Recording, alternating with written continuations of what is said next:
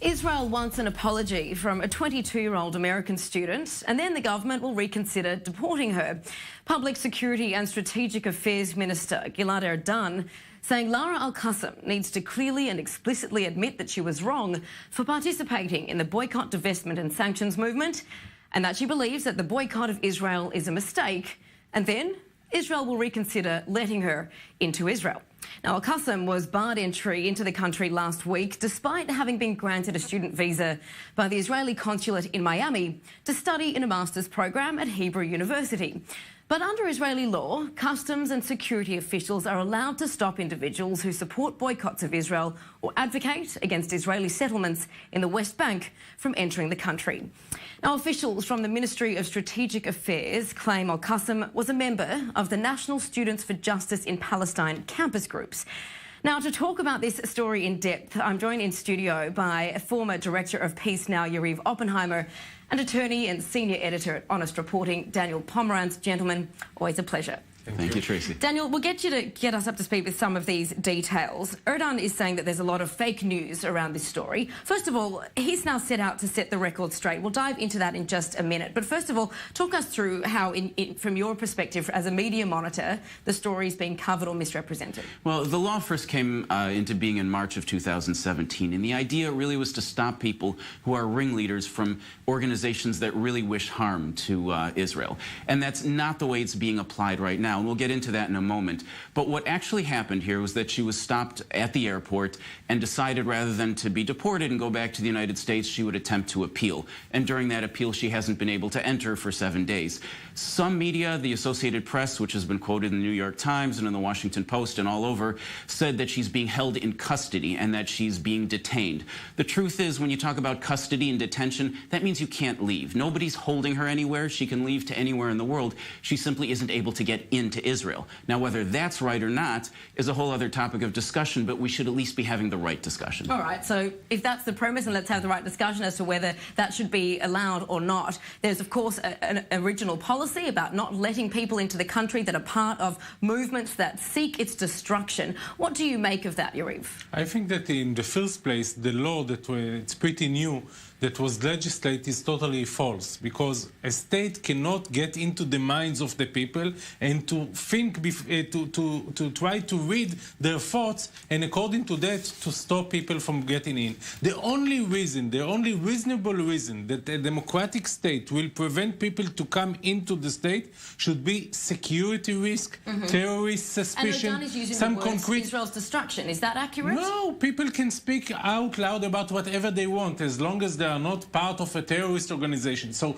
once you are making this law that is actually being based on the thinking and the views and the opinion of people, then you are suddenly in a very embarrassing situation, because what she's saying today, she's saying, I'm not supportive of the BDS, but and the government can only say you supported in the past. So what we will do with people that maybe in the past supported, now they are not supporting, maybe in the future they will support. How do we know what is there really thinking about? This is ridiculous, because we got into this very slopey slope that you are going down and you don't know how to read people thinking. We are on something of a slippery slope, and just today Michael Oren said that this law is causing political damage to Israel, and it isn't right. Barry Weiss, and writing in the New York Times, along with Brett Stevens, who used to be with the Wall Street Journal, also said something similar, very strong Israel supporters.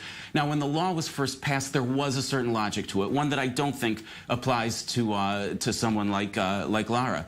This logic was that you take people who founded the BDS movement, people like Asad Abu Khalil, who said, and I'm quoting here, the real aim of BDS is to bring down the state of Israel. This should be stated as an unambiguous goal. Or people like John Splitzer, who said, I think the BDS movement will gain strength from forthrightly explaining why Israel doesn't have a right to exist. Is the problem with the branding of BDS now that there's almost an umbrella perception of BDS as a threat to the state's security? The problem is that people like Ms. Al-Qassam is she's not one of these leaders. She may not even really understand what it is she's gotten involved with. She has a political opinion and wants to talk. That's very different from someone who's closely engaged in trying to cause real harm. We need to remember it's not just this incident. We had about many people that are now coming into Israel, including a senior journalist that are coming and they are being stopped and they are being questioned in the airport. And there was an investigation into that, and of course, just last week it was said that, the Shin Bet, the security agency, will not be stopping people at the border and asking about their political views. But I'm not supportive of the BDS, but the BDS is not a terrorist organization. It's about people that their minds is that Israel as a Jewish state should not exist. It should be just a democratic state like any other. They have the right to think like that, and we need to challenge them with our argument, not with our force. And people like Omar Barghouti, Assad Abu Khalil disagree with you. I mean, you're entitled to your opinion, but the leaders of BDS don't say that. They're saying exactly that, and they're saying that the Zionist idea is false. And by the way, they are members of the Israeli parliament that they are not Jewish and they are not Zionist, and they disagree with Zionist movement. But they are still part of their politicians. Or is this about the security of Israel? Well, I'll tell you something. You take someone like Ms. Al-Qassam. She may not even realize that the organization she's a part of, Students for Justice in Palestine. Tell us about that organization, because I know that Erdogan has said that SJP is one of the most extreme and hate-filled BDS groups in the United States. Their opinions lean in that direction. That in itself shouldn't be a problem. They are, however, funded in part by an organization in America that has close ties to Hamas. Now, I'm sure Ms. Al-Qassam doesn't even know that, and if she does, she may not realize what that really means. But the problem is the leaders of these organizations are manipulating young people, getting them involved with something when they're not even letting them understand what it is they're involved with, and then sending them off to unfamiliar situations. When the young people abroad see the pictures coming out of Gaza and from the West Bank for many years about the occupation of Israel, of the Palestinian people, they don't need any other people to show them. They understand by themselves. And when we don't have an answer, what we will say is to block the border and to say no one can get inside as long as they are supported not only in the state of Israel, also the settlements. You know that according to the law, maybe I'm an Israeli. If I was an Israeli, I would stop in the border. Because I'm against the Yariv, we're not actually disagreeing. We're not actually disagreeing. I'm not saying that she should be stopped at the border. She should absolutely come in. I'm saying that there's a problem in America and in Israel, but particularly in America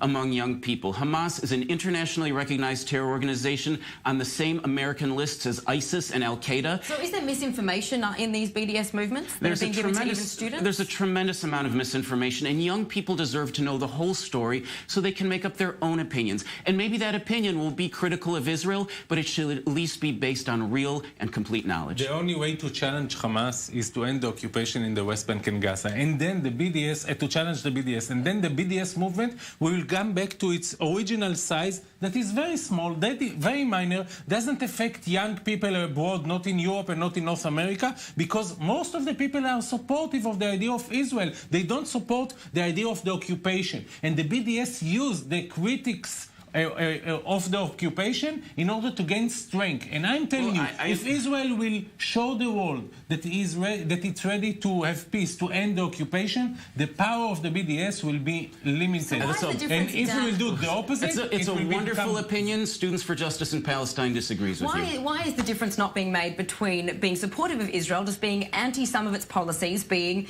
the occupation, and being the settlement expansion in the West Bank? Well, for example, an organization like Students for Justice in Palestine is able to get money from Hamas-linked organizations by taking positions that Hamas finds likable. I urge you to call the FBI and to give them the materials that you are saying. Because actually, what I'm saying was exposed by the New York Times. This came from the United States Treasury. Excuse me, this came from the there was an investigation by the United States Treasury Department. It was published in today's New York Times. And what was the result of the investigation? People were arrested? If yes, so maybe it's a terrorist. All I say is don't take my word for it. Don't take Yariv's word for it. Read today's New York Times, an article by Brett Stevens and Barry Weiss. I'm going to have to stop you there now. Erdogan has said that BDS is seeking to undermine academic freedom. Of course, we know that Ms. Al-Qassam was coming here to study at the Hebrew University. We're having the conversations, though, here in studio on Perspective. Of course, we'll continue to unpack this.